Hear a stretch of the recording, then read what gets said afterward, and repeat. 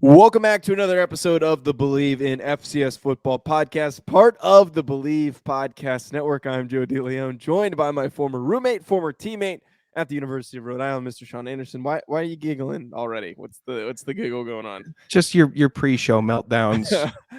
And it's not even like a meltdown this time. It was just your inability. Something was in my eye, and then I started coughing and wheezing. I was thinking to myself while I was doing the open, I'm like, talk about a professional turnaround there. Just hopped right into it. No flinch, no nothing. We're the one-take boys. That's what we are. Yeah, we mess up, we do it regardless. We're also the boys that don't stay on topic, according to the comments on our our consistent comments on the YouTube video. Were there new ones? We get one from time to time. Usually get like one a video where some jackass comes in and is like all BS or like 40 minutes of BS and no football talk, which I think everybody knows at this point. Everybody knows what they're signing up for. That person doesn't get the bit, I guess. The remaining 899 people that tune into the video seem to enjoy the content, so you're the only person who's complaining. I don't know. Enjoy is a strong word. Suffer through, is that the word we're looking for? How often do you air check the shows? From time to time. I'll listen. I'll be like, what the F were we talking about? And then I'll try It's not that bad. I'm just sitting there like, how did this? What happened? What happened before the show that they're now talking about this? And for today, Joe was basically stabbing himself in his own eye with his finger because he thought that would be the best remedy to get something out of it in his barren apartment with nothing on the walls and it's just dust floating around. It's because I'm in the corner. What was I going to completely distracted? I forgot what I was going to say. Wow, we're so distracted. We managed to distract ourselves. All right, well, Sean, we got football to talk about. We have the semifinals that happened this past weekend. And Sean, this was a rough weekend for us. This was a really bad weekend for us. We had two games to pick. Well, we both picked incorrectly. Everybody went out of their way to remind us and let us know that we made mistakes justifiably. We were stupid this week. It was rough for us, but the South Dakota State boys, they probably had a little more invested. I don't think it was fair that one person said that we were drinking the SDSU Kool-Aid because of the trip that we went on. I don't think that was fair. Yeah, 2 weeks ago I picked Villanova over them. Right. Jackass. If you critically evaluated both teams, I think a lot of people picked South Dakota State. Montana State had the advantage of playing at home, and a couple other things went well for them, and we're going to talk about that. But I don't think that was an unreasonable. It's not like we picked some crazy upset. No, I don't think we did either. No. So it's zip it next time. I'd say if you think that we have any loyalty, to anybody in the FCS, we don't. We do Kennesaw shtick. A little roadie loyalty, but we also still consistently bash our former team when they do stupid shit. The airplane bit, they got a bashing. So we no loyalty towards anyone, not even each other. Joe has threw me under the bus horrifically a couple weeks ago, and Sean has done the same for me already this season. It's cutthroat. It's the FCS. Make that into a T-shirt. Speaking of cutthroat, from what I understand, Sean, you did not have a very good weekend betting, especially because of the decision to. How do you know the that? Pats pick. The Pats pick. I know about the Pats pick. Oh, okay. Share with me how you did. How did you do? Awful weekend for me. Hey, when you have Tom Brady on a team and you're like, he's got a whole bunch of great weapons before the game, and you're like, oh, I know the Saints normally when they play the Bucks, they score some points. They play up to the Bucks level. And you say, hey, I'm going to take the over, and it ends up being a 9-0 game. You're kind of sitting here like, oh, well, this is about awful. Why did I do that? But then you're like, oh, well, I kind of had a little bit of fun, or at least felt something in a society today where not many people, I think, are really feeling anything except for anger towards whoever. But if you want to feel something other than that, sometimes you feel joy, and you can do that at betonline.ag. Now, I cannot promise this. I can't promise that you will be happy if you use betonline.ag. But they are a very, very great sponsor for the show. Head to the new updated desktop or mobile website to sign up today and receive your 50% welcome bonus on your first deposit. Just use our promo code BLEAV50 to receive your bonus. And Let me know your picks. I like hearing your picks. It happened a couple times. I'm like, oh, these people are juiced up. We're talking a little bit of gambling. Joe will never do that with me ever. He No. will never talk to me about gambling. It's talking to a wall when I'm doing that with him. I understand it. I just don't.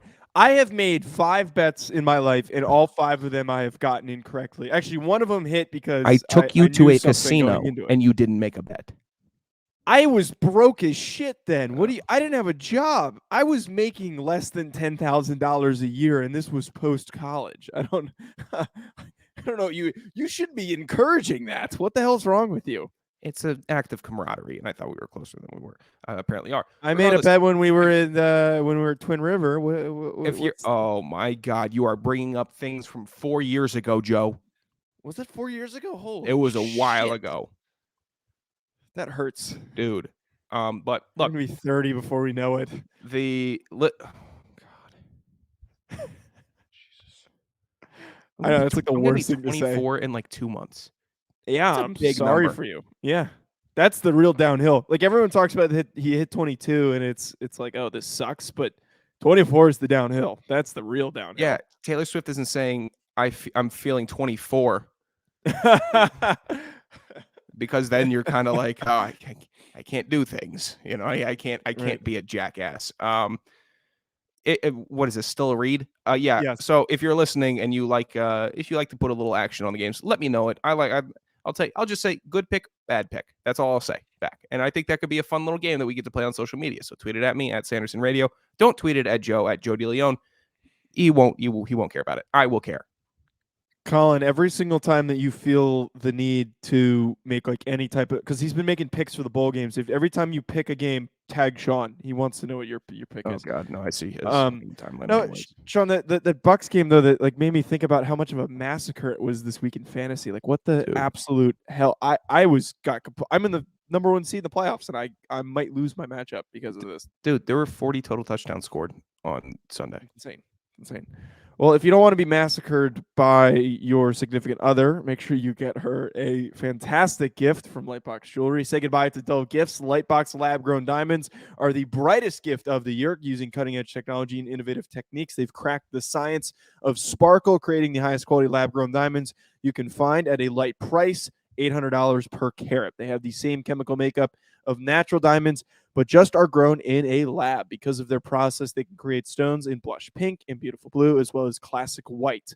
Lightbox lab-grown diamonds are the gift they'll never want to take off price, so they won't have to. They really do make any outfit sparkle. Visit lightboxjewelry.com and add sparkle to your holiday shopping. That's lightboxjewelry.com. Lightbox diamonds, never a dull moment. Why are you holding the mic like that? Because it looked like you were in a press conference with your dry read. So it sounded like you were just, you're doing coach talk. Eat shit. All right, Sean, we had 2 games this weekend for the semifinal. We know who's headed to the playoffs. No 1 seed, a 2 and an 8 seed. North Dakota State is going to face Montana State on the 8th of January in Frisco.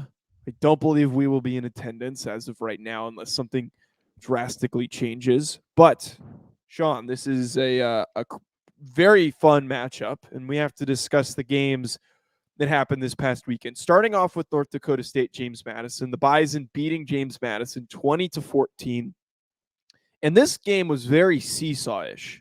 It was North Dakota State full power in the first half. I even tweeted out that it felt like there was a serious advantage for the Bison. JMU looked overwhelmed. There was limited protection for Cole Johnson. It felt like he was being swarmed. They couldn't establish the ball on the ground, and JMU couldn't stop the run game. And then things shifted as JMU scores some unanswered points. They get back on track, and they end up losing basically off of a last-second attempt to get back into the game, or not last second, but a late attempt to get back in the game in an interception by Cole Johnson. So not Cole Johnson's best performance, but still a very hard-fought battle for James Madison. Could not pull off the victory in this one as the Bison are heading to yet another national championship. It's I'll tell you what, people were all up on Twitter. They were all for this Luepke guy from North Dakota State. They're all for him. Holy crap, man! Dude, I was all hoping the you'd bring him up. comparisons. I'm like, okay, we've been watching it all season. Now I'm hearing Hunter Juszczyk or Hunter Ricard. Like, okay, he is too big to be compared to Juszczyk. yeah, I don't nothing like Juszczyk. It felt almost hack. It felt like a Peyton Hillis type game. That's what Hunter Luepke. We're gonna get called out for mispronouncing his name. I'm just waiting for it. I'll go Luepke. No, the announcers are saying Luepke. Hunter Luepke. Luepke. I'm pretty sure. Yeah, Luepke. But he gave me like this Peyton Hillis type vibe because Peyton Hillis was a fullback. They asked him to step in and play running back for that one good season he had with the Browns, and then he took off. And that's kind of what we got here. We knew he was a good fullback, and then he takes over, gets all these carries, gets all these receptions, and he has a huge performance because nobody could freaking tackle him. I hate this comparison that I'm going to make, and I'm not forcing it for anybody that needs to know that. You know when the Patriots do something and you're like, how could they have that up their sleeve? Like the game against Buffalo where they just ran it 35 times. You're like, how did they know that was going to work? How did they? Were they just sitting on that all year? Did they just know that eventually they were going to play JMU and then they're going to use their fullback as their main running back and give them 19 carries, and that's going to be the key to their offense? Did they just know? How do you know that? And then you're frustrated because, you kind of wish it was just like, oh, he's just jumped right on the scene, man. Look at this. He's having a hell of a game. Whereas probably in practice, it's like, hey, Luepke, you're getting you're the offense this week. Go out and do your thing. And I'm just sitting here like a fan, just wondering, I don't know if it's a bid or not. I don't know. I don't know if this is something that you can just have up your sleeve for an entire season and then use it in a game that determines whether or not you go to the championship. So credit to North Dakota State, but I feel like a mark walking around not knowing what's going on. Yeah, Hunter Luepke for me, and by the way, I would like to double down on my Peyton Hillis comp because Luepke's listed at 6'1", 236. Peyton Hillis was 6'1", 240. I think that's a pretty good comp right there. Like, I don't think that's not a reach. I'm gonna run that by Ryan. I'm gonna text Ryan. I'll run that by right now. I'm texting Ryan right now. Nope. Fine, you text him. Yep. But you're talking about how Luepke has been a really strong piece for this team, but this was his season high, and it's probably his career high too in rushing. The most amount of rushing attempts this guy's had is 10, and he was 10 for 40 against UNI. He has been a relatively unknown commodity, and it felt like the way that this played out is that they started to realize, okay, they have no answer for Luepke, and most teams are a little bit more consistent in bottling up Luepke, or maybe not bottling up, but they're less averse to giving up big gains to fullbacks. And James Madison just could not tackle him. And I think part of it, too, is that they couldn't really get things rolling with Cam Miller on rushing attempts. Quincy Patterson, things didn't really work. Tamarick Williams, who's usually their guy, only 2.4 yards per carry. And as soon as you have the hot hand, you have to roll with a guy like that. It made me so excited seeing a freaking fullback take over a football game, to go over 200 yards from scrimmage and have 2 receiving touchdowns. It feels so old-fashioned, and I'm glad that in the year of 2021, soon to be 2022, with all these stupid air raid offenses that sometimes barely work in some of these conferences, that we've got a fullback dominating a playoff game that sent a team to the national championship. It feels like the Colts. That's what it feels like to me. Mm-hmm. Jonathan Taylor, go ahead. You do your thing. Go ahead. You ice the game, sir. You do that. You close it out.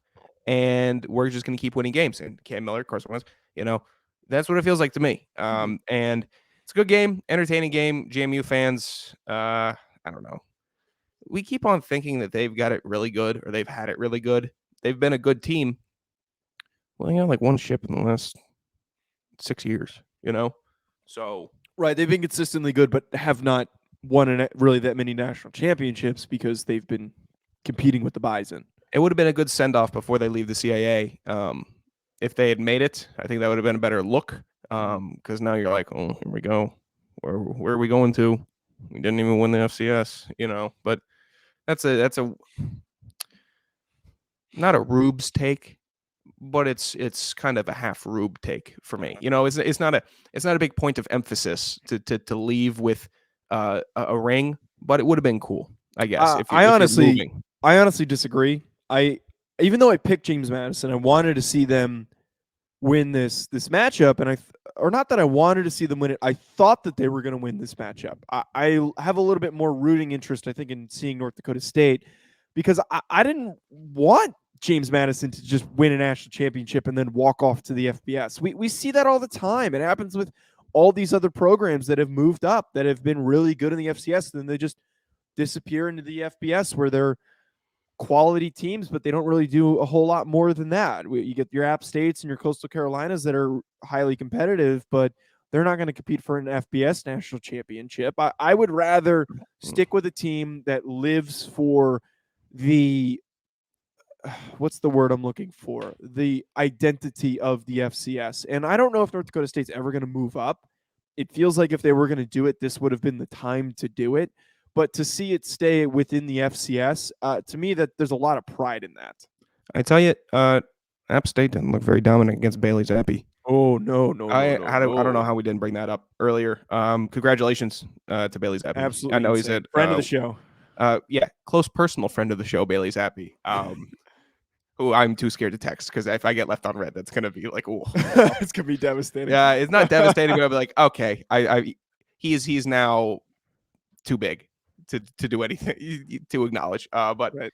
Set the FBS single season passing yards record and touchdowns record. Yes. Beat Joe Burrow's 2019 record there. Insane. It's a big deal. It's a massive And it deal. came from the FCS. He didn't come from freaking Ohio State like Joe Burrow did. He's on the all FCS team at Western Kentucky, which is what it is. Jareth Stearns, and then you have Cofield from North Dakota State. It's really impressive coming from Houston Baptist, where we saw him, I guess, his rise there, and then he was Mr. Fat Stat, and then now he's at Western Kentucky, and he just balled out. So congratulations. Just a bumper in between our next game. Yeah, absolutely love seeing that from Bailey Zappi. And let's hit on the next game, as we know that the Bison are moving on. Montana State defeats South Dakota State 31-17. This game was played on Saturday. And Sean, this game was really odd to me watching, because the whole time I'm watching it, I'm thinking, all right, they're giving up these runs to Mellot, who's picking up chunk yardage, and it felt like they were just running quarterback power or quarterback draws the entire game. And I kept thinking to myself, all right, at some point they're gonna figure it out and they're gonna stop them, because they'd have a couple plays where they would kind of bottle him up, and then it would be 3rd and long, and he would have this one-on-one coverage situation where he couldn't really get the ball to him. And I'm like, there's no way that this is sustainable. But eventually he started completing those passes because they were so desperate to try and stop him. They were filling the box, and he continued to run away with this victory. They had a pretty easy job winning this football game. It felt like that they were in control the entire time, even though South Dakota State, I think, had a lot more offensive firepower. But Mellot proved me wrong, who I talked down on a little bit this past week. Dude, Montana State rushed the ball 42 times. Mellot had 34 of those rushes. It's insane. That's your quarterback. Well, so I need to mention Isaiah Fonzie did not play in this game. Yep. He was unavailable. Chronic knee pain or something like that was the indication. Yeah, Mellot, 34 rushes, 155 yards, and 2 touchdowns. What the hell, man? And then passing, 9 for 14, 229 yards, and 2 touchdowns. That's a fat stat. That is a fat stat. That's a fat day. And then we're seeing not a rise, right? It's not a rise, but it's a new face. Montana State. It's a new Montana State, because all year we're not running the rock with the quarterback. We got a Fonzie, and I know they did not have any of that with McKay. No. None of what they're doing right now they had with McKay. And now it's like, wow, we just walked into Narnia. And now, who's going to stop us? Come stop us if you can. We're running that rock, and then we're going to throw it when we need to. And we have the defense. And dude, Their defense, holy crap. Troy Anderson. How upset it makes me that now all the draft guys are on Troy Anderson when you just knew Montana State fans deserve better. He should have been getting recognition way before this. He should have. But it should have been all year and not just now when it's the playoffs. And I know he's stepping up. He had that awesome fourth and shortstop. He's a stud. But I'm just sitting here like, wow, everybody's now jumping on the train, and then we were before them. And before us were the people that actually know about FCS football. Mm-hmm. 99% of the draft media people on social media, they're the real hacks. They're the biggest hacks because they don't know about a guy until they see their name announced on a Senior Bowl watch list. Most of them have no idea who any of those guys are. They know very, very little if it's outside the big schools. It's frustrating because you just wish more people would know about him. And I wish more people did. I just wish it was less Twitter draft people, if that makes sense. I want to hear people talking about it like at a bar instead of somebody that, following 2000 followed by 2100, if that makes sense. You just exposed the entire draft. Twitter they all are community. Hacks. Hack. Well, no, the ratio thing is funny though, because all of them have the same 2000 to 2001 ratio. It's disturbing. No, I think Troy Anderson, could turn into a household name in the NFL. He's going to be, because he's a freak athlete. It's just nobody knows about him. It's the people are talking bias of not paying attention to these FCS Midwestern guys. I agree, and we played against Troy Reader, right? At Delaware. Yes, we did. Yeah, yes. That was somewhat rhetorical. You should. Yes, we did. Sorry, I got a text message. I got distracted. Okay, that's all it was. Work text. We see him playing for the Rams a lot of time. I'm like, okay. I remember Troy Reader at Delaware. He's probably gotten better since he's joined the NFL. I'm seeing Troy Anderson at Montana State. I'm thinking, how much better would he be if he was in the NFL? What does that development jump look like? We're looking at an absolute stud. So, happy people are learning about him, but I'm also not happy. And it's not like I think either of us need credit for that either. Nor do we don't deserve it either. Dude, crazy game. You just don't see games like that where the quarterback is running all over the place and then he's making throws that win you the ball game. It doesn't happen because there's always mistakes and you're like, he's going to get hurt. He's going to get hurt, right? You texted me that during the game. I said that too. He has, because he's a young guy, and we see this a lot with these young quarterbacks when they step in with limited experience. They are really aggressive running the football. They are downhill. Like Schmidt's run last year. They want to take as much contact as possible because they want to fight for those extra yards. But what that always ends up leading to, when you get to the 30th carry, it leads to a concussion or a contusion or some type of injury that'll keep a guy out. But the dude's a tank. Dude. He's not big either. That's the weird thing. He's not. He's like 190 pounds. Dude, you see his arm. He's still a freshman, obviously, because he's not all cut up and shredded yet. His arms are like Joe's arms. No offense, Joe. No, I'm not saying shit. What is that? No, I'm just saying. You know what I mean. That's not a jab. That's not a. It's a. That was a jab. It's like a holder's arms. Is what I should. So my arms are like a holder's arms. You know what? Yeah, they are. All right, I see how it is. That's how it is. That's how it's always been, and that's how it currently is for Mellot. Whereas in the offseason, that's when you start getting your first winter there. You start pumping, and you're good.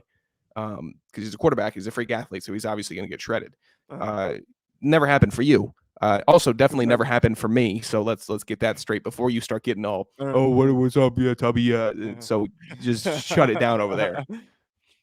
I will say though, with Mellot though, I'm watching the entire game, and every time he took a snap, I was just watching in anticipation of him rushing the football again. It was like, all right, where's he going to run with the ball this time? It felt like the same play over and over again, and it's so frustrating as an observer of a game like this, and saying to yourself, like, how the hell is South Dakota State not doing something to at least slow him down or stop him?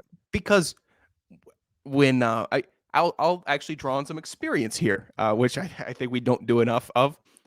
In the halftime, either have good half times or bad half times. And if you have just gotten ran the hell over for 2 quarters, that halftime is, here's your point A, what we need to do, and that is this needs to be corrected right now, start of the third quarter.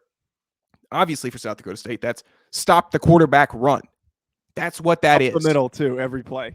That's what is being said. And they couldn't stop the quarterback run.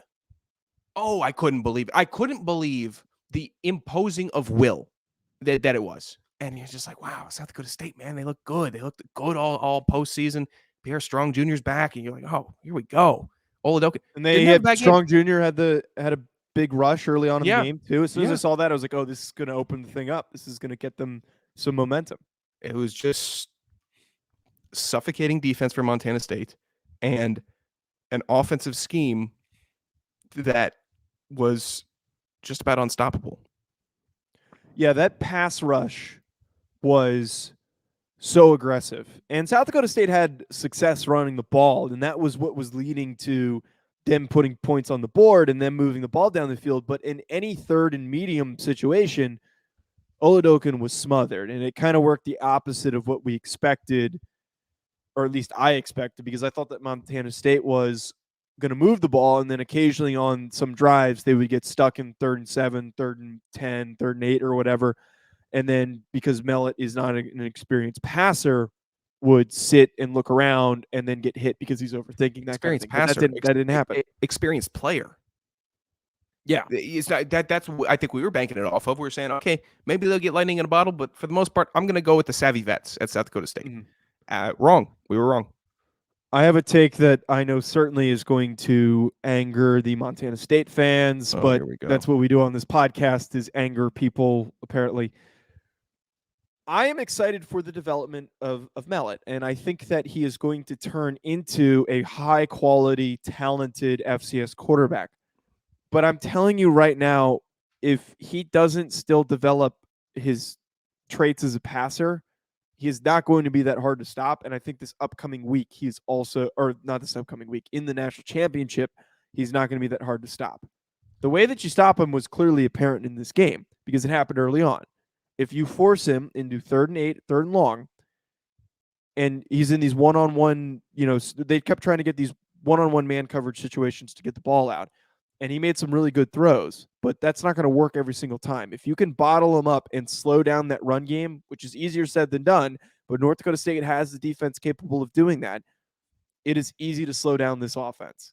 I know that sounds like an outlandish take to say, but watch it against North Dakota State. It is going to happen. They are going to prevent him from picking up yards early and easily, and they're going to come after his ass. And they're not going to allow those one-on-one man coverage situations like South Dakota State did. It's going to be a lot harder to move the ball against North Dakota State than it was South Dakota State. Any other thoughts on the championship game, Coach? Eat shit. Okay. Well, that concludes our press conference. The Zoom will be sent out to other members of the media. Remember to credit Believe in FCS Football Podcast. Okay.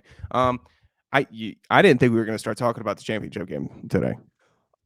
I'm just pointing out that I think that Montana State fans need to not get ahead of themselves and think that this is the next Trey Lance. I think that we need to. I haven't seen that, but I know how college football fans can be. I know how they could be. It's going to happen. I'm excited for the championship game, and I'm excited. Oh, they're not. We like the Montana State fans. Yeah, they're very friendly. Ryan Thornburg and oh my God, Ryan. It's another Ryan. Mm-hmm. Oh, wait, what? I'm blanking on Ryan's last name, but the R&R cast that you keep on saying R&R cast. I'm not going to give you that. I'm not giving you the preserver. Oh, you know it. You know it. What is his name? Did you say Ryan Thornburg? Yes. Okay. Oh, Ryan Foley. Yeah. How could you not know that? It's been a while since I've interacted with him. I've interacted with Thornburg more recently. Oh, you didn't even know? No, I didn't. I couldn't. I can't live up to lie. Foley's it. They're both very nice. I just hope they don't turn it into a Lance situation as well. Okay. That's it, I think, for talking about these games. And I believe we're only doing one show this week. Next week, we might only do one. And the intent is to have Ryan Roberts on to talk about draft prospects. If he doesn't come on next week, it will be at some point. And then the following week we're gearing up for the national championship game. Sean, any closing thoughts? That's the schedule. You could follow and interact with Joe and myself on Twitter at Joe DeLeone, at Sanderson Radio. The YouTube has been going bonkers. Oh, we had a so big following. We got a big bump in following this past week. so thank you. We're Maybe over there's going to be 700. maybe there's going to be some changes. Me and Joe had a not really a meeting today, but soon to be some brainstorming on titles for the name of the channel. I like it, Okay. and I think that if we go broader, or more generic, It's then gonna help. we're gonna sell out. Yeah. Oh yes, 100%. I'm saying the one that we both like, I think, is best for our audience. Okay. We'll talk after what I end Yeah. the stream. Uh-huh. Okay. All right. Subscribe, follow. You know what the deal to do. Stay tuned. Drive safe. Peace.